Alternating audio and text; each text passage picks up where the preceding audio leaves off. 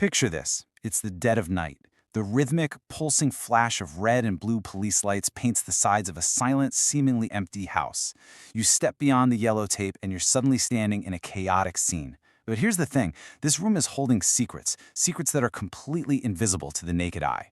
Welcome to this explainer. Today, we're stepping into the meticulous, intensely high-stakes world of U.S. forensic fingerprint collection. We're going to uncover the invisible witnesses left behind at literally every crime scene and see exactly how investigators pull them out of the shadows and into the light. No two individuals share identical friction ridge patterns. Now, it sounds pretty simple, right? But this single, incredibly powerful scientific principle has been the absolute bedrock of American criminal investigations for over a century. Think of it as the ultimate biological barcode. And understanding how forensic teams find, capture, and read this barcode, well, it's a truly fascinating masterclass in investigative science. Section 1. Crossing the police tape, securing the scene. Imagine slipping under that yellow police tape with a forensic team. The atmosphere is undeniably tense, but the protocol is rigid for a reason. Okay, let's dive into this systematic U.S. protocol. An investigator's very first job is strict scene control. Law enforcement restricts access immediately to prevent contamination, because the invisible evidence we're hunting for, it could literally be destroyed in seconds by a single careless footstep. Once it's locked down tight, the systematic visual search begins. Investigators methodically hunt for clues on high-contact surfaces, door handles, discarded weapons, shattered glass, psychologically predicting the exact path the suspect took through the space. Section 2. Revealing the invisible. The three faces of evidence. As we move deeper into the scene, the real investigative work starts. We aren't just looking for one type of clue here. We're actively searching for three distinct types of prints a suspect might unknowingly leave behind. The first, and definitely the most common, are latent prints. These are completely invisible to the naked eye. They are essentially the invisible ghosts of a crime scene, formed simply by microscopic sweat and the natural oil secreted from human skin. And because you can't see them, investigators have to rely on precise scientific enhancement to pull them from the shadows. Then we have patent prints. These are the visible, often chilling markers left behind in substances like blood, ink, or dirt. No chemicals needed to spot those. And finally, there are plastic prints. These are fascinating three-dimensional impressions pressed directly into soft materials. Think of a thumbprint, perfectly and permanently preserved in wax, soft clay, or drying paint. But how do we actually find those invisible, latent prints? Investigators rely on a very specific arsenal of visualization techniques. It often starts with a delicate sweep of a fiberglass brush coated in fine black, magnetic, or fluorescent powder. They lightly dust surfaces so the powder adheres only to those hidden oils. Or they might plunge the entire room into darkness, using the eerie, glowing beam of an alternate light source, like UV or laser light, to make those hidden ridges suddenly fluoresce right against the dark background. Now, what's really interesting about this is the chemistry. On porous surfaces like paper or cardboard, investigators use ninhydrin. This chemical reacts directly with the amino acids in human sweat to bloom into this vivid purple color. Or take cyanoacrylate, which is essentially superglue fuming. Those fumes react with the latent print to build a durable, white polymer right on the ridges. They are literally turning invisible sweat into hard plastic so it can be seen and preserved forever. Section 3. Preserving the evidence. Capturing the ghost. Finding the print is really only half the battle. Now comes a moment of incredible psychological tension.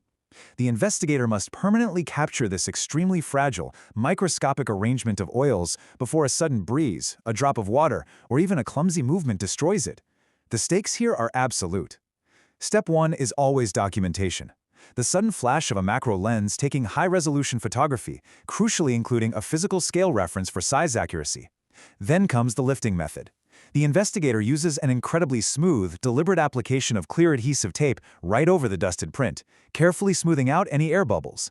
Finally, that tape is peeled away, bringing the print with it, and immediately sealed onto a contrasting backing card. The ghost has been captured. The exact moment that print is lifted, a ticking clock begins. Minute 1 involves meticulous documentation, unique IDs, exact dates, times, and locations. Within the hour, it's sealed away in tamper-proof evidence bags. By day 1, it's transported under incredibly strict protocols to ensure absolute integrity. Why? Because this unbroken chain of custody timeline is the absolute only way to guarantee that, months later, this fragile piece of evidence will survive the ruthless scrutiny of a U.S. courtroom. So, the investigator breathes a sigh of relief. The evidence is secured. But that brings us to the most critical question. We have the print, but how do we find the suspect? To answer that, we have to leave the dark, chaotic crime scene behind and step into a sterile, high-tech environment. Section 4, the Forensic Laboratory, where science meets justice.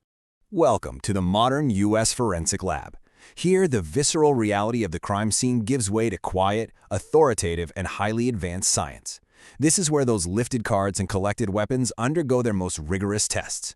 We have dedicated cyanoacrylate fuming chambers for entire objects. In the most advanced labs, they use vacuum metal deposition, literally coating evidence in micro-layers of gold and zinc to reveal incredibly faint prints.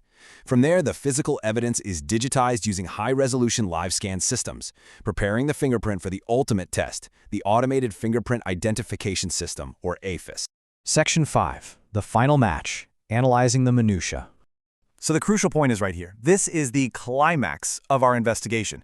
This is the exact moment where unique human biology collides with immense computational power. When a print goes into AFIS, the computer doesn't just look at the general swirl or loop of the fingerprint. Instead, it hunts for highly specific microscopic features known as minutia points. It looks for ridge endings where a line abruptly stops. It searches for bifurcations where a single ridge splits into two, kind of like a fork in a road, and it scans for isolated dots. The unique geometric arrangement of these microscopic points is what actually confirms a mathematical match. Of course, to make a match, you need a database of known prints. When recording these prints from a suspect, the FBI standard relies heavily on what's called the 4-4-2 method. This involves capturing plain impressions of 4 fingers from the right hand, 4 from the left, and the 2 thumbs simultaneously. This is done alongside the traditional, meticulous nail-to-nail rolled ink impressions, typically recorded on an official FD258 card or a digital LifeScan, which ensures a complete and flawless biological record. But as our scientific journey comes to a close, we have to recognize a vital truth. Fingerprints are scientifically unique and permanent. That's a fact. However, a crime scene is rarely perfect. Lifted prints are often smudged, distorted, or maybe just partial fragments.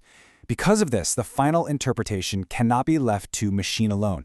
It still relies heavily on the brilliant, critical, and experienced eye of a human forensic expert to make that definitive call. It is a profound responsibility. The next time you touch a surface, ask yourself, what invisible witness are you leaving behind? Comment your thoughts on this video. Also, subscribe to us to see more videos like this in the future. See you in the next video.